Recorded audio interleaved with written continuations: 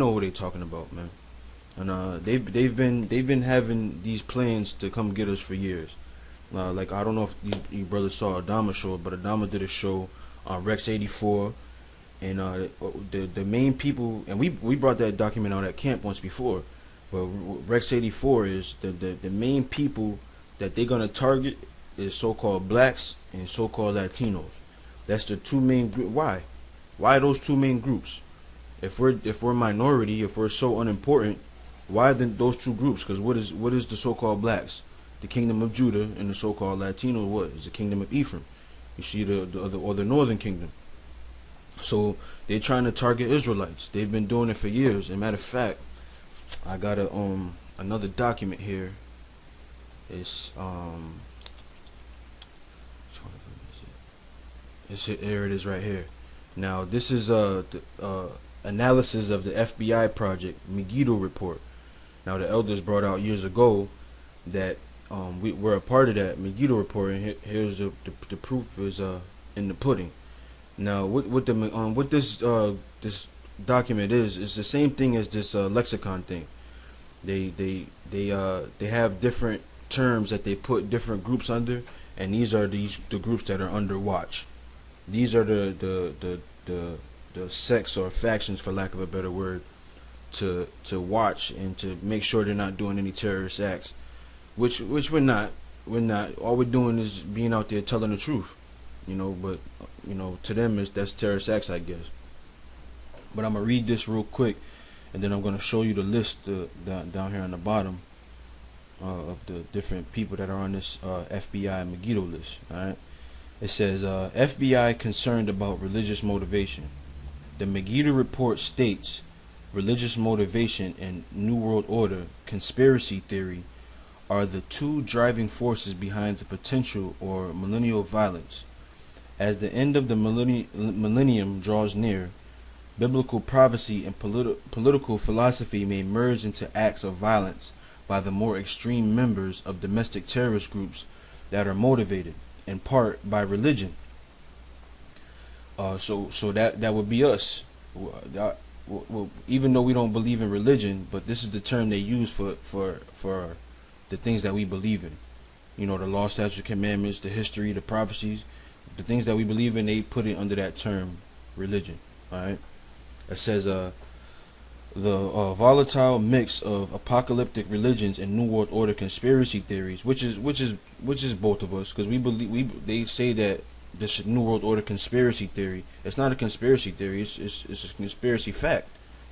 This is what they're trying to do, and we're the only ones that are out there teaching it. You got guys like Alex Jones, but he's full of shit. You see, so this is mainly to target us, and I'm gonna show you. It says may produce violent acts aimed at I can't see this word here. Just give me a second. Violent acts aimed at I can't see this word here. Bear with me for a second, brothers. Make it a little smaller because I got this messed up screen here. So it says here. I lost my place. Alright, I'm gonna start here again. It says the Megiddo report states religious motivation and New World Order conspiracy theory are the two driving forces behind the potential for millennial violence. As the end of the millennium draws near, biblical prophecy and political philosophy may merge into acts of violence by the more extreme members of domestic terrorist groups that are motivated in part by religion. The volatile mix of apocalyptic religions and New World Order conspiracy theories may produce violent acts aimed at precipitating the end of the world as prophesied in the Bible. All right. Now, if you look down here, I'm making it big again so that you can see it. If you look down here, targeted groups. The report lists some of the following groups as potential dangers, and who's at the top? Black Hebrew Israelites. You see that? Now, this report was done. This particular article was done in the 90s. But the Megiddo list has been around for years. But look what they have here on the top. black Hebrew Israelites. You see? Black Hebrew Israelites right here at the top. Alright? So they gonna crack down on us, man. They gonna crack down on us. As a matter of fact, I got a scripture that I want to go to. You know, pause here and go through some scriptures. Okay, let me see.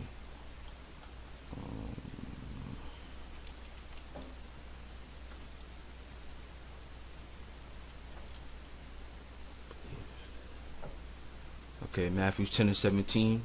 It says, "But beware of men, for they will deliver you up to the councils." You see, so we're gonna be brought before the government or whatever. Just like Paul.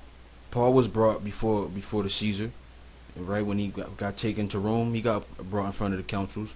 So the same things are gonna happen to us in this time. You see, it says, "And they will scourge you in their synagogues." So it's not gonna be a walk in the park. You may have some brothers that think just because you're an Israelite that you saved already. It don't mean you saved, because the Lord Yahweh Shai, he was the Israelite, and he had to suffer persecutions.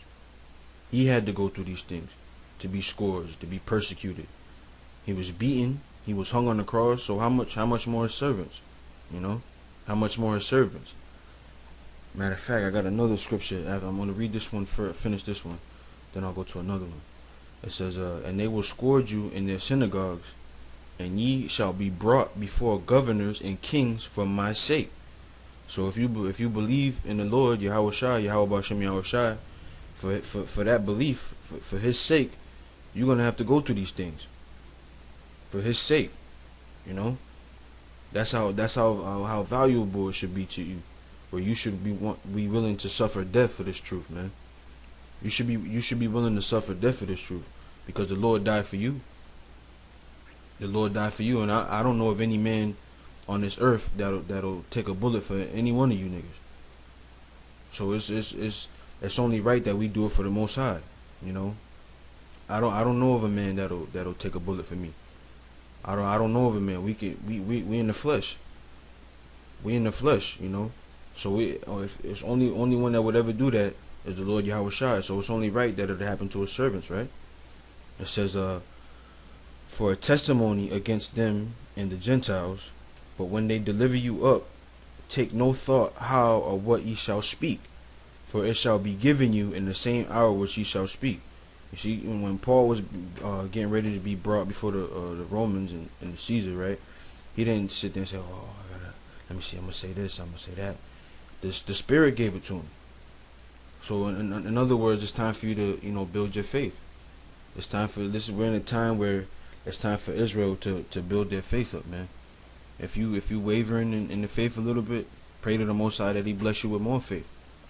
Because it's not gonna be a walk in the park, man. These next few coming months is not gonna be a walk in the park. It says this here: "For it is not ye that speak, but the Spirit of your Father which speaketh in you. And the brother shall deliver up the brother to death, and the father the child, and the children shall rise up against their parents and cause them to be put to death." You see, so the only thing you got in this truth is your brothers and Yahweh Hashem Yahweh Shai. Yahweh Hashem Yahweh Shai first, and your brothers, man. We the only people that we can depend on.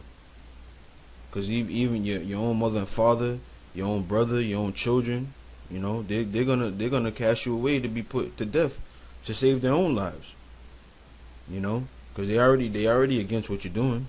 They already don't believe that you should be doing that, going out there protesting. My parents say, so they you can't even trust your own family. It says, "And ye shall be hated of all men for my name's sake, but he that endureth to the end shall be saved." You see, so nobody's saved yet.